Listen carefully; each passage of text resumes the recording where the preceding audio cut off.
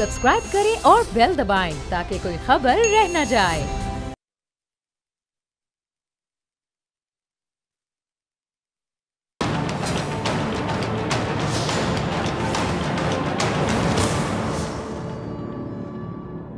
अस्सलाम वालेकुम नाज़रीन, मैं हूं डॉक्टर फिज़ा अकबर खान और मैं हूं पाकिस्तान और आप देख रहे हैं पाकिस्तान के सबसे बड़े न्यूज़ चैनल का नंबर 1 प्रोग्राम ऐसे नहीं चलेगा।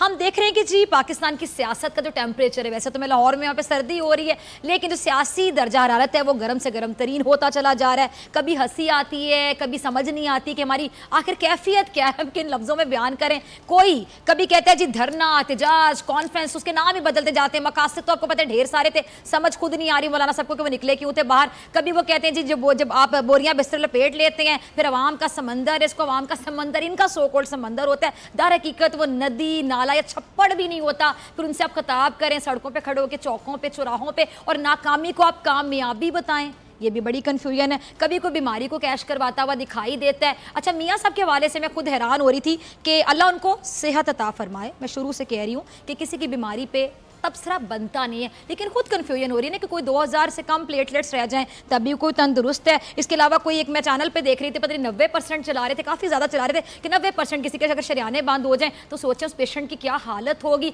पता नहीं कुछ जापानी मशीनरी लगी हुई है नवाज शरीफ साहब के अंदर, या नवाज शरीफ साहब का जो अंदर का सिस्टम है कुछ जापानी किस्म का सिस्टम लगा हुआ है, जापानी इंजन लगा हुआ है कि वो ख़राब ही नहीं होता है। पता नहीं फिर हम ही चाइनीज़ इंजन के साथ चल रहे हैं कि ज़रा सी छींक आती, नज़ला जुकाम होता है, हम कहते हैं फड़ लो सानू डिग गए सी। इस तरह की बातें गर्दिश कर रही, ज़बान ज़दे आम है कि मियाँ साहब की सेहत भी, देख लें जितने मौके उनको मिले वजारत उज़्मा पर बुराजमान होने के, सेहत भी कोई मतलब वक्री किस्म की, निराली किस्म की है, और कोई दूर से बैठ के तमाशा देख रहा है। समझ रहे हैं कि बहुत सी पार्टीज़ ऐसी हैं कि जो बड़े स्मार्ट हैं कि मौलाना को भी आगे लगा दिया, फिर पता है कि कहाँ से दूध में से बाल की तरह निकलना है। ऐसी बहुत सी चीज़ें ज़बान ज़द आम है। डिस्कशन करेंगे, तमाम जो सवालात इसकी गुत्थी को सुलझाने की कोशिश करेंगे।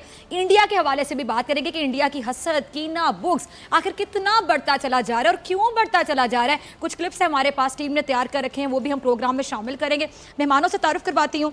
सदीक जान हमारे नुमाइंदा खुसूसी हैं जी, अब ऐसे नहीं चलेगा कि प्रॉपर हिस्सा सेकंड सेगमेंट में ज्वाइन करते हैं। आज सदीक का फर्स्ट सेगमेंट से लेकर लास्ट मिनट तक हमारे साथ होंगे। Warm welcome in the programme. और ब्रिगेडियर हारिस नवाज साहब तजियाकार है, किसी तारीफ के मोहताज नहीं। ब्रिगेडियर साहब आपके बहुत शुक्रिया ज्वाइन करने के लिए। कुछ देर के बाद डॉक्टर रमेश कुमार भी हमें ज्वाइन करेंगे टेलीफोन लाइन पर। तो मैं गुफ्तगू का आगाज़ ब्रिगेडियर साहब आपसे करना चाहूँगी। वाकई समझ नहीं आ रही कि इस टाइम पे हो क्या रहा है। अगर वाकई कोई इतना बीमार हो तो बीमार होने के बाद इतनी अच्छी तस्वीर, इतनी फ्रेश आपकी कैफियत नज़र आ रही हो, और बीमारी में भी लोग तड़ियाँ लगाने से बाज नहीं आते। वाकई कोई जापानी इंजन तो नहीं लगा हुआ मियाँ साहब के अंदर? तो फिर मेरा तो बल्कि बड़ा चाइनीज़ इंजन है कि भाई मैं तो ज़रा सी बीमार होती, वाकई में कहती हूँ मुझे पकड़ लें। ये समझने की बात होती है और ये देखना है कि इसको कितना सीरियस और कैसे पोर्ट्रे किया जाता है। I think the Muslim league के डॉक्टर्स की टीम और उनकी जो पॉलिटिकल पार्टी के लोग देवर मोर एक्टिव है, देकर प्रिवेल ओवर कोर्ट के भी, फिर उसके बाद गवर्नमेंट को भी उन्होंने कन्विंस किया। और सबसे बड़ी बात यह है कि जब आई इंडेमनिटी की बात तो उस वक्त तो बहुत सीरियस कंडीशन थी, सब हालात ख़राब थे, उनको एक एक मिनट ज़रूरी था, वो ये ज़िंदगी और मौत का मसला बना हुआ था। उसके बावजूद उन्होंने 4-5 दिन और ज़ाया किए, जिसमें उन्होंने कहा जी इंडेमनिटी बाउंड नहीं करेंगे। फिर उसके बाद वो लाहौर हाई कोर्ट में चले गए, जबकि इस्लामाबाद हाई कोर्ट में जाना चाहिए था। फिर वहाँ पर एमरजेंसी बेसिस पे इवन छुट्टी वाले दिन अदालत लगाई जाती है, उनका केस होना जाता है, और उसके बाद कोशिश की जाती है, ड्राफ्ट दिखाया जाता है कि दोनों पार्टीज़ को एक्सेप्टेबल है कि नहीं, और फिर फाइनली कोर्ट डिसीजन दे देता है।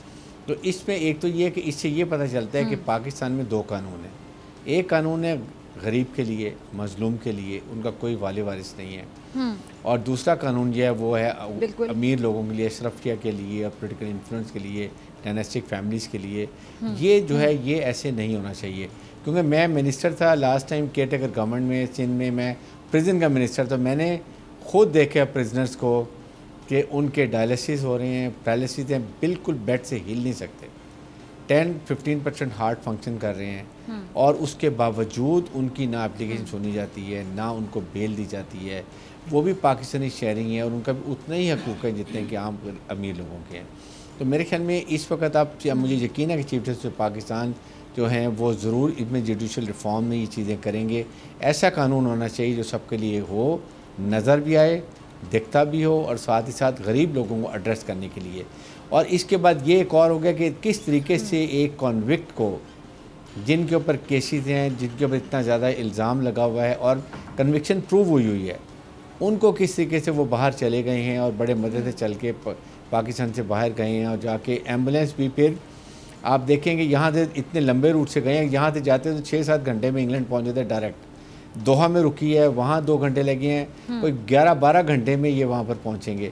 तो ये सारी चीज़ें देखने की होती हैं कि इसको कैसे करनी चाहिए। और आइंदा के लिए हम सब के लिए मिसाल है कि आप ये देखना ये है कि वो कब वापस आते हैं, कब ठीक होते हैं, क्योंकि बड़ा क्लियर लिखा हुआ है कि अगर तबीयत ख़राब है डॉक्टर रिकमेंड करते हैं उनकी बेल एक्सटेंड होती जाएगी वहाँ का पीरियड जो है। तो ये भी देखना पड़ेगा इससे कैसे जाता है। ठीक।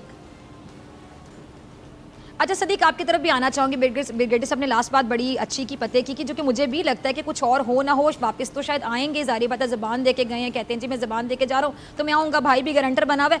मुझे लगता है कि ये ज़रूर होगा कि वो एक्सटेंशन की तरफ जाएंगे कि जी अभी मुझे 15 दिन और चाहिए, या कोई मेडिकल सर्टिफिकेट वहाँ से आ जाएगा कि 20 दिन के लिए और ज़रा यहाँ पे रोकना पड़ेगा। तो अब मुझे ये समझ नहीं आ रही कि अगर वो 20 दिन करके तो 3 महीने खेलते रहें, 4 महीने खेलते रहें, फिर क्या होगा?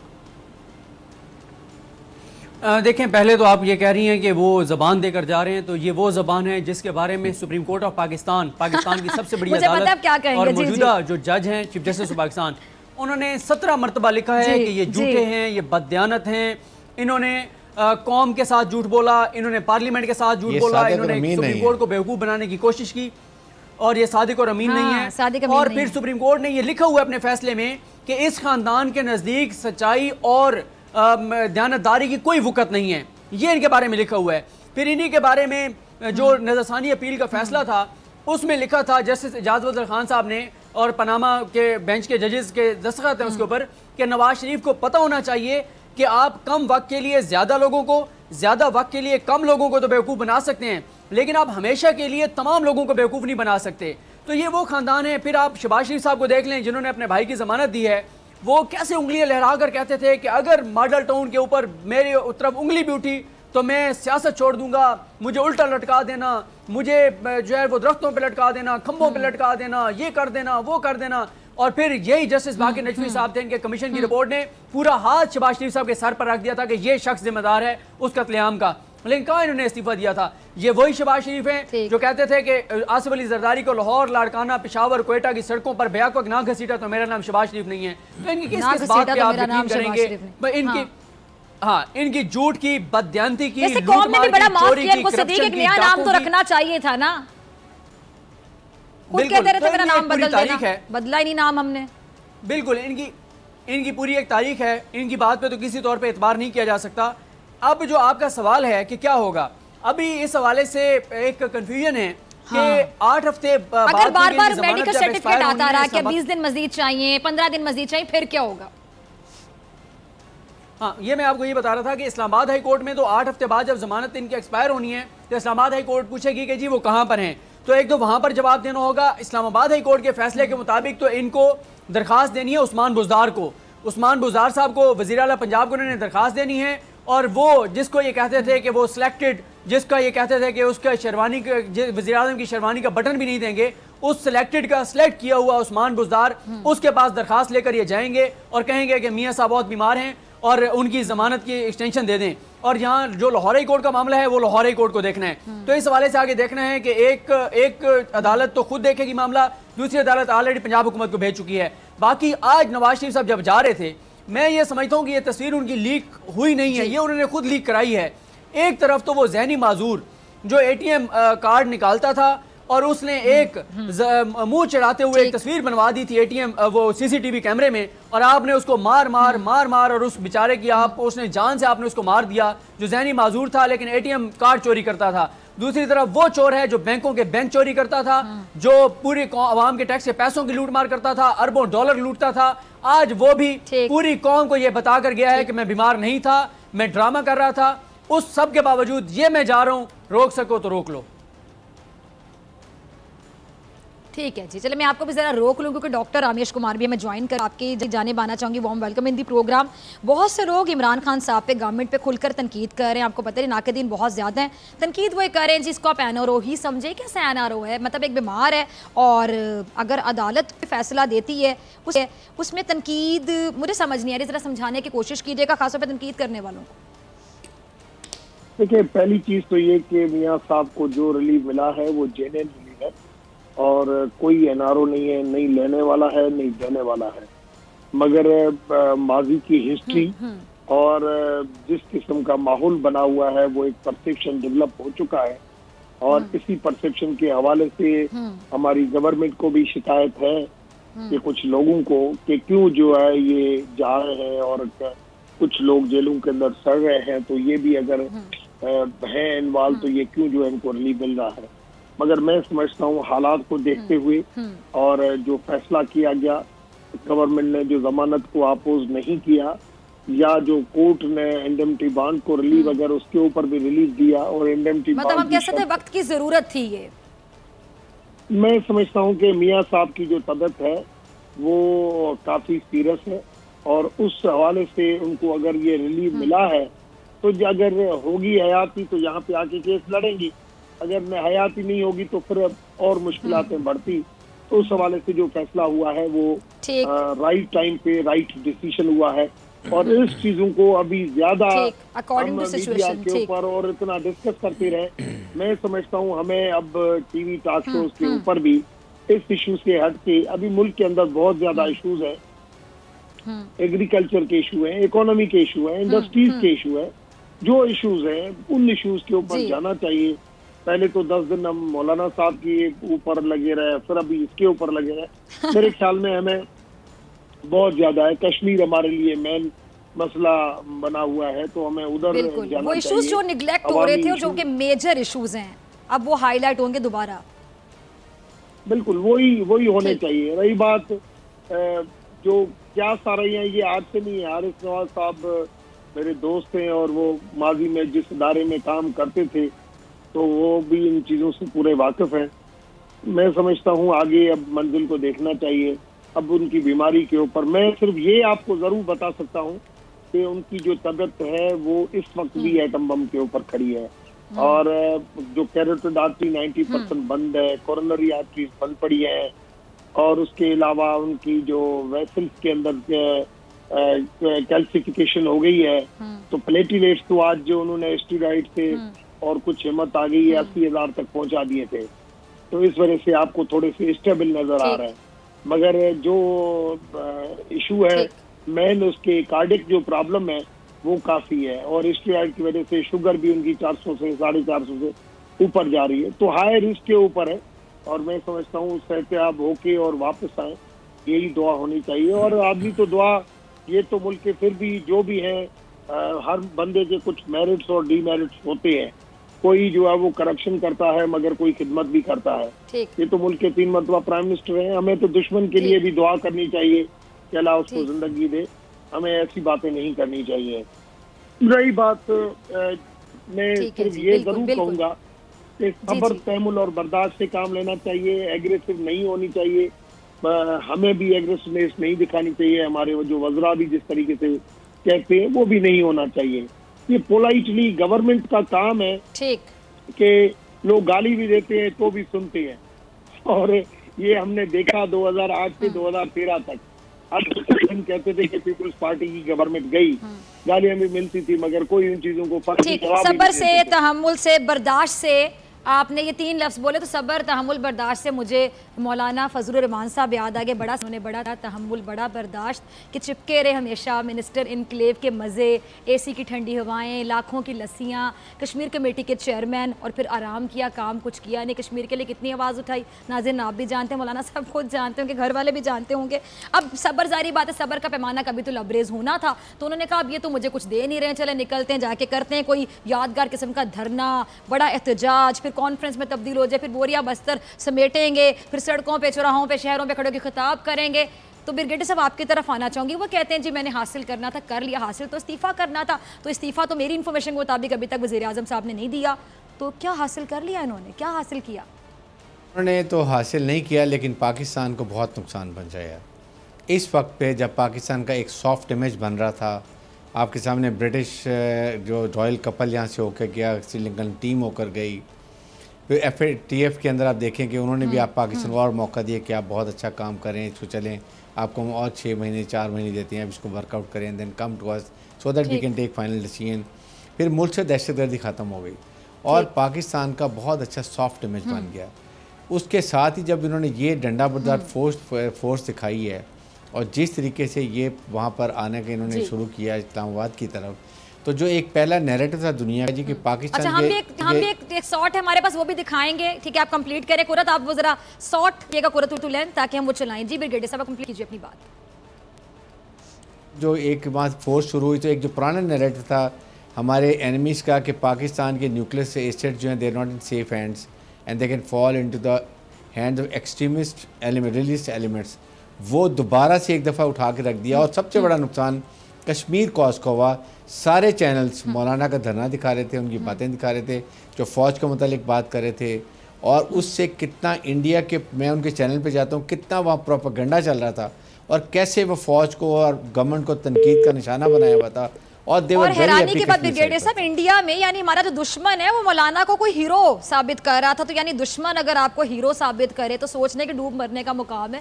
इससे ज़्यादा सख्त अल्फाज मेरे जहन में आ रहे हैं, मेरी ज़बान से अदा भी हो जाएंगे, तो हम जल्दी से शॉर्ट पे चलते हैं, ज़रा शॉर्ट चलाइएगा।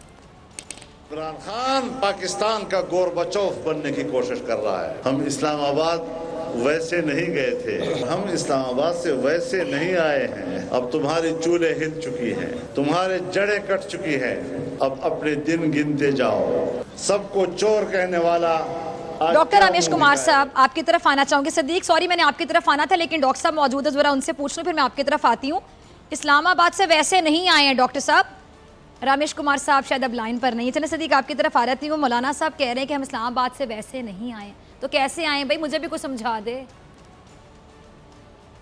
देखें, बात यह है कि मौलाना साहब बताएं कि वैसे नहीं आए तो क्या लेकर गए हैं, क्योंकि यहाँ पे शहर इक़्तिदार में ये भी अफवाहें गर्म है कि इसकी अब हुकूमत की जानिब से कोई तस्दीक या तरदीद हो सकती है, या मौलाना तो ज़ाहिर है इसकी ना तस्दीक करेंगे ना तरदीद तो कर सकते हैं, तस्दीक नहीं करेंगे। ये भी कहा जा रहा है कि मौलाना की शराइत में से एक शर्त ये भी थी कि इस आज़ादी मार्च पे जितना उनका खर्चा आया है वो सारे के सारे पैसे उनको जो है वो किसी भी फंड से उनको अदा किए जाएँ। तो अब ये तो हुकूमत को बताना चाहिए कि क्या आवाम के टैक्स के पैसों से मौलाना साहब जो वापस गए हैं तो क्या उनको वो पैसे भी उनको दिए गए हैं जो उन्होंने सारे खर्च किए हैं। क्योंकि इससे पहले एक और स्टोरी आ चुकी है कि जो इन्होंने पहले फंड इकट्ठा किया था उसमें से 50 करोड़ मौलाना साहब को बच गया था। एक तो ये चीज़ है। दूसरा, बाबर रहमान साहब ने कहा है कि मौलाना के साथ जो डील हुई थी उससे उस पर वज़ीर आज़म ने यू टर्न ले लिया है, और वो डील ये थी कि मौलाना ने कहा था कि आइंदा इमरान खान जब भी तकरीर करेंगे तो मुझे डीजल नहीं कहेंगे, लेकिन इमरान खान ने जो कल तकरीर की उसमें उन्होंने दोबारा डीजल कह दिया है। तो हुकूमत ने जिस बात पे डील की थी उस पर तो वज़ीर-ए-आज़म ने यू टर्न ले लिया, और मेरा ख्याल है ये वो यू टर्न है जिसमें इमरान खान साहब के फॉलोअर बहुत खुश होंगे। ये पहला यू टर्न होगा जिसमें उनके कारकुन बहुत खुश होंगे कि ये बहुत अच्छा यू टर्न है और ये हलाल यू टर्न है। तो अब अच्छा, वो बिलावल की जो नकल उतारी थी वो भी आप उस पर भी जरा तबसरा करें थोड़ा सा। वो कहते हैं आइंस्टाइन की रूह काम गई होगी, जब ज्यादा बारिश आता है तो ज्यादा पानी आता है, वो जरा जी जी वो बिलावल के बड़े इंटरेस्टिंग वज़ीर आज़म है, उनका खिताब सुन के ना मतलब कोई बोर नहीं हो सकता। बिल्कुल। और मौलाना ये इनके बिलावल के नाना भी करते थे, इस तरह से मजाक उड़ाते थे अपने मुखालफिन का। तो ज़ाहिर है इमरान खान साहब को इस पर डिबेट हो सकती है, ये करना चाहिए था ये नहीं करना चाहिए था, लेकिन मौलाना जो है वो अभी भी सिर्फ अपनी वो जो खिफत है वो मिटा रहे हैं और अपने कारकुनान को एक मुतमईन कर रहे हैं, ट्रक की बत्ती के पीछे लगा रहे हैं और उनको कह रहे हैं कि नहीं हमें बहुत कुछ मिला। भाई जो मिला फिर बता दें। एक टॉक शो में बैठ के आप कहते हैं, प्रोग्राम में कहते हैं कि जो है मैंने बता दिया, कहीं और आप कहते हैं नहीं हमें बहुत कुछ मिला, तो आप बता दें आपको क्या मिला। चले सदीक, वो हमें डॉक्टर रमेश कुमार साहब ने दोबारा ज्वाइन किया, तो जरा उनकी तरफ भी चलते हैं, तो पूछते हैं डॉक्टर रमेश कुमार साहब जो कि हुकूमती जमात को रिप्रेजेंट करें। डॉक्टर साहब, मौलाना साहब कहते हैं इस्लामाबाद से वैसे ही नहीं गया, मैं कैसे गया है बताएं जरा, हमें तो कुछ नहीं पता चला, क्या मिला इनको। मैं समझता हूँ कि ये आज मैंने बात सुनी कि वैसे नहीं आया था, नहीं वैसे जा रहा हूँ। मैं समझता हूँ ऐसी बातें करके एक अपनी बात के अंदर अट्रैक्शन पैदा की गई है। मौलाना साहब की सियासत को समझने के लिए जो है वो हमारे लोग PhD करते, मौलाना की सियासत ऐसी नहीं है कि उसको कोई समझ सके। जैसे नहीं ब्रेकिंग न्यूज बनानी होती है, हमारे पास भी कुछ चंद ऐसे लोग हैं जो ब्रेकिंग न्यूज के लिए बात कर देते हैं। आज 5 लोगों ने अपने बार्गेनिंग, तो ऐसी ब्रेकिंग न्यूज यही मौलाना साहब ने आज दी है कि मैं जो है ऐसे आया था और ऐसे ले जाऊं, और उस तरफ बात की है, वो इशारा जिस तरफ किया है, मैं समझता हूँ ऐसी बातें इख्तिलाफ पैदा करने की कोशिश जो की है वो बिल्कुल इख्तिलाफ नहीं पैदा होंगे। ठीक। मैं डॉक्टर रमेश कुमार साहब को क्लियरली नहीं सुन पा रही, अगर टीवी पे भी आवाज़ इसी तरह जा रही है। ठीक है जी, ब्रेक में 1 से 1.5 मिनट है, अगर हमारे पास वो क्लिप रेडी है जिसमें हम इंडिया का मकरू चेहरा दिखा सकते हैं तो क्लिप चलाइएगा, उसके बाद आप ब्रेक पे जाइए। नाज़रीन देखिएगा इंडिया कितना बुक्स, कितना कीना, कितना हसद रखता है पाकिस्तान से कि किस तरह अगर कश्मीर के हवाले से कोई तकरीर करना चाहे, कोई बात करना चाहे, डिप्टी स्पीकर नेशनल असम्बली उनके खिताब में किस तरह रंग में भंग डालने की कोशिश की। और साथ ही मैं अप्रिशिएट करना चाहूँगी कि उन्होंने साबित कदमी का मुजाहरा किया कि उन्होंने अपनी हिम्मत नहीं हारी। ये दोनों आप ज़रा रुख देखिएगा, फिर ब्रेक पे जाएंगे। ब्रेक से आने के बाद भारत आपको जवाब देगी डॉक्टर फिजा कि ऐसे नहीं चलेगा।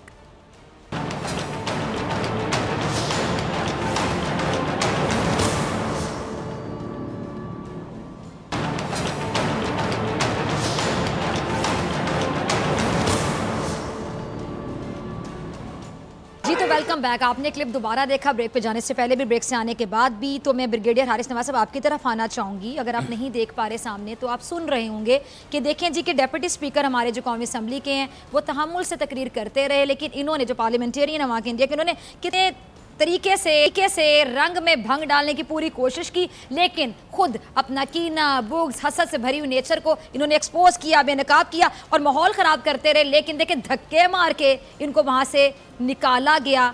मैं पंजाबी से कहूँगी हुन चैन है साहब नू जिन्हें कीता सी। आप कैसे देखते हैं पूरी सिचुएशन को? देखिए फिदा, ये एक बहुत ही शर्मिंदगी की बात है कि ये इनको शर्म आ जानी चाहिए इस पार्लियामेंटेरियन को, जिस तरीके से उन्होंने इनको ड्रैग किया है, धक्के दिया, गेट से बाहर का रास्ता दिखाया।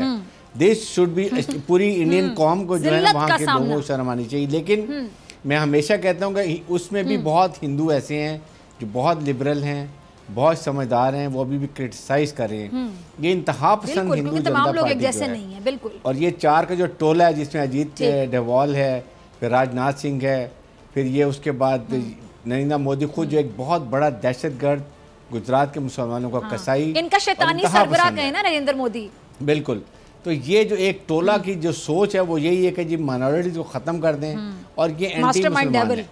और उसके साथ आपने देखा कि जिस तरीके से इनकी हरकत हैं, और जो ये बिल्कुल वो इजराइल की पॉलिसी पर है, जैसे इजराइल जो है वो वहाँ पर पैलेस्टाइन पे जुल्म कर रहा है। ये जब वहाँ गया था ये उनसे सीख के है कि जब हमने कश्मीरों पे इसी तरह जुल्म डाले हैं, लेकिन ये लॉकडाउन कब तक रखेंगे? अगर इस पे इतनी हिम्मत है इस कसाई प्राइम मिनिस्टर नरेंद्र मोदी में, तो ये श्रीनगर में जाए, कर्फ्यू उठाए, एक जलसा करके दिखाए।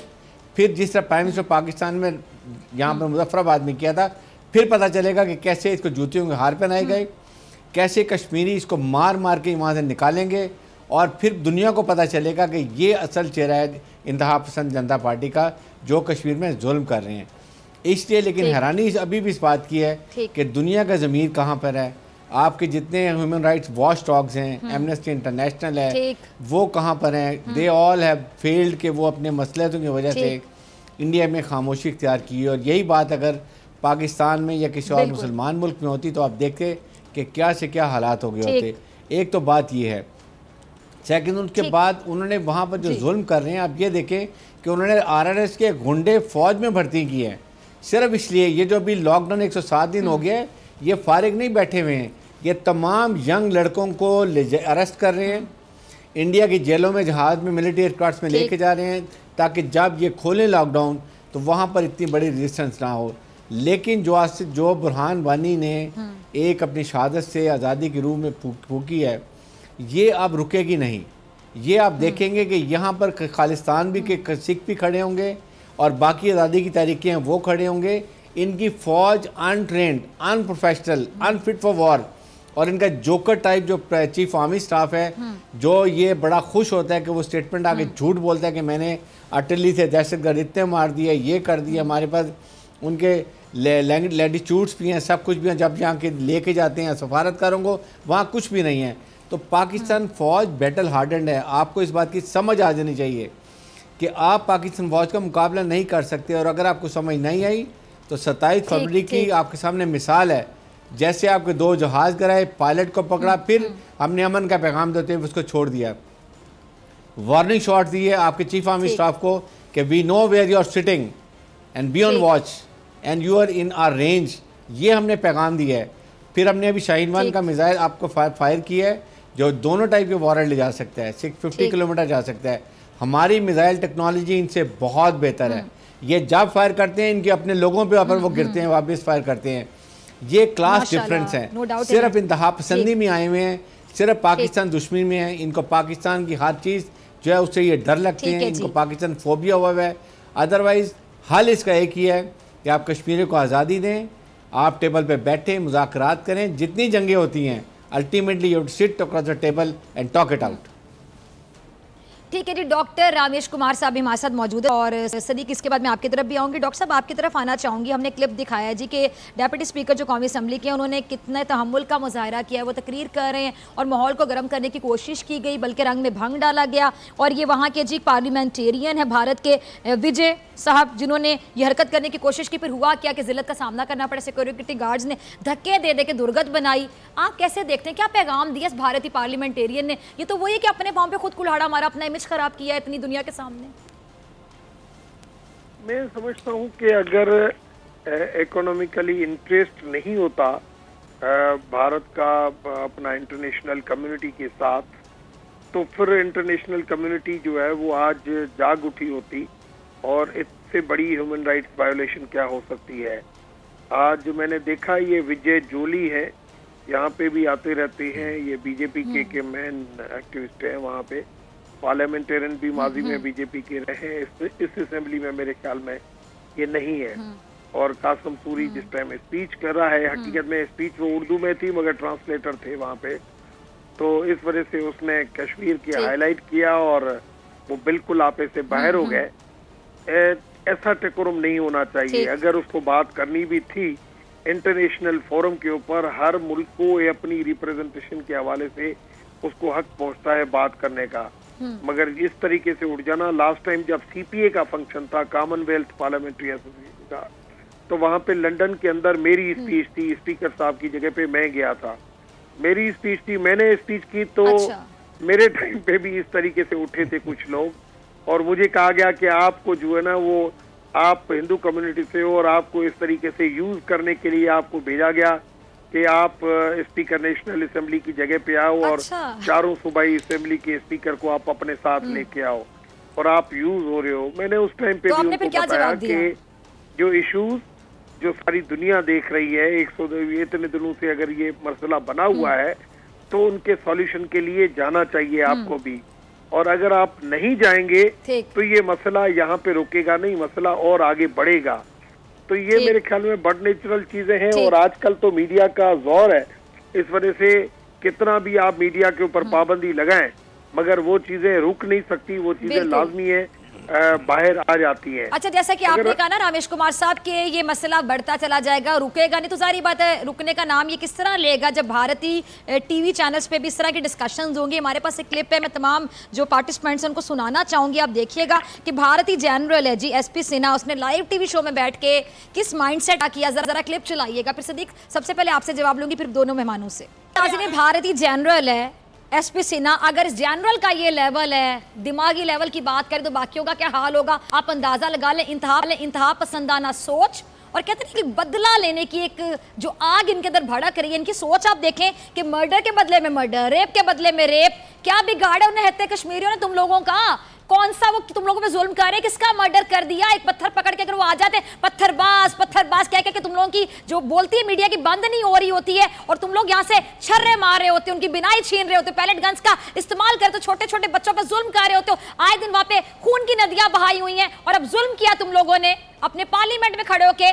आइन का तुम लोगों ने बलात्कार किया, जो तुम लोगों ने कश्मीर का ये डिसीजन लिया था।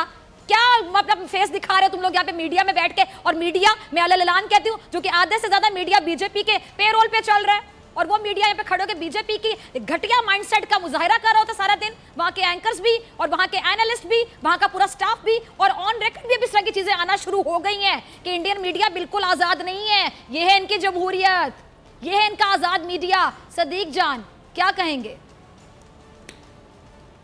देखें, आपने ये जो क्लिप दिखाया, ये इससे पहले आपने क्लिप दिखाया, ये अपने आप को एक्सपोज कर रहे हैं, दिखा रहे हैं कि किस तरह से इंतहा पसंदाना सोच है, दहशतगर्दाना सोच है, कैसे ये बेवकूफ़ और दरिंदे हैं। इससे पाकिस्तान का केस मजबूत हो रहा है। पाकिस्तान जो पूरी दुनिया को बता रहा है कि इस वक्त भारत के अंदर सेकुलर गवर्नमेंट नहीं है, ये सेकुलर मुल्क नहीं रहा, ये एक इंतहा पसंद और दहशतगर्द रियासत की तरफ बढ़ रहे हैं, बल्कि बढ़ चुके हैं, ये कश्मीरियों के साथ जुल्म कर रहे हैं।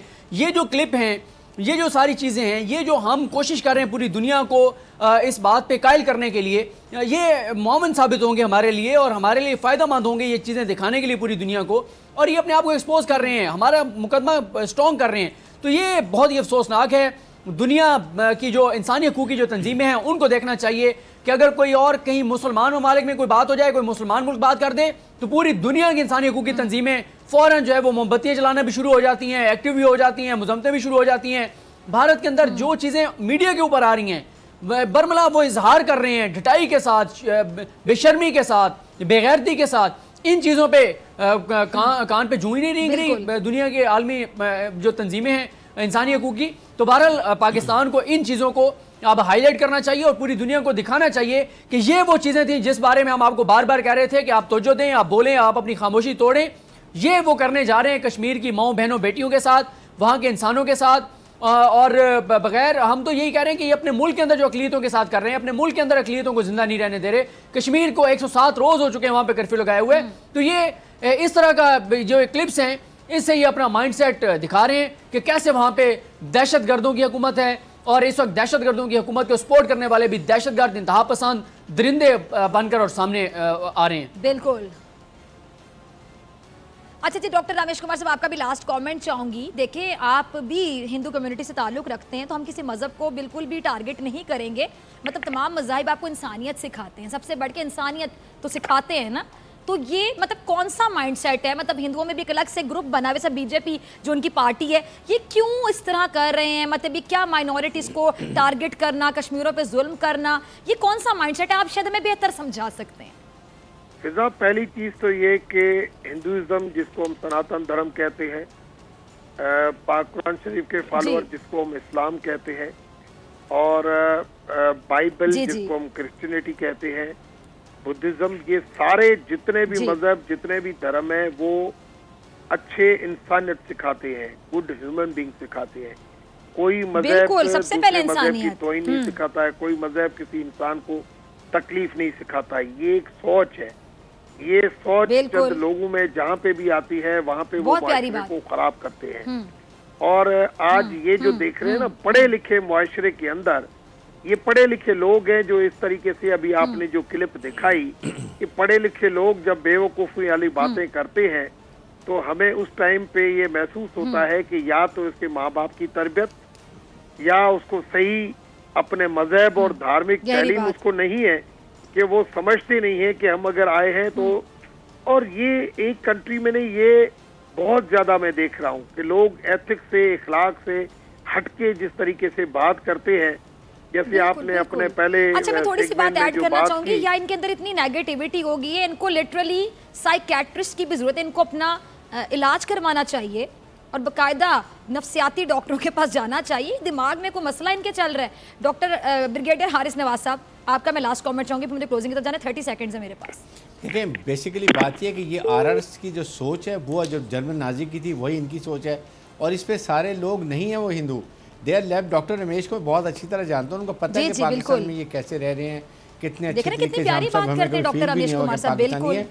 इशू ये है कि ये इस तरह के जनरल्स इन्होंने आरआरएस में जो भर्ती हुए हैं, इनके गुंडे जो वहाँ पर भर्ती हैं, इनको कश्मीर में पोस्ट किया हुआ है, चाहे वो डिवीजन कमांडर हो, कोर कमांडर हो, या ब्रिगेड कमांडर या बटालियन कमांडर हो। ये लोग हैं जो कश्मीर में जुल्म कर रहे हैं। इनको ट्रेन करके भेजा गया इसी मकसद के लिए कि पैलेस्टीनियन के साथ जो जुल्म है उस तरह इनके साथ किया जाए। औरतों, बच्चों, बूढ़ों को शहीद करना, उनको पैलेट में ब्लाइंड करना, ये फ़ौज कर सकती है, और इनका काम कोई नहीं है। और इनकी जो सोच है जनरल चना की, मैं इनके प्रोग्राम में बहुत जाता हूँ, इनके मैंने देखा है, ये टोटल आरआरएस की सोच रखते हैं। हिंदू इंतहा पसंद इनकी सोच है। इनकी सोच ये कि सिर्फ इंडिया में सिर्फ हिंदू होने चाहिए, और वो भी अपर क्लास के, बाकी कोई क्लास इनको नहीं चाहिए। This is the reason. इस सोच को ख़त्म नहीं करेंगे तो आज देखेंगे कि सोवियत यूनियन की तरह इंडिया भी, आप देखेंगे प्रोग्राम का वक्त खत्म हो गया। तो तमाम मेहमानों से मैं इजाजत चाहूंगी। ब्रिगेडियर हारिस नवाज साहब, डॉक्टर रमेश कुमार साहब और सदीक जान, आप तीनों का बहुत शुक्रिया। आपसे मुलाकात होगी इंशाल्लाह कल सेम चैनल। अगर जिंदगी ने वफा की, दुआ में याद रखिएगा, ढेर सारा ख्याल रखिएगा। अल्लाह निगहबान।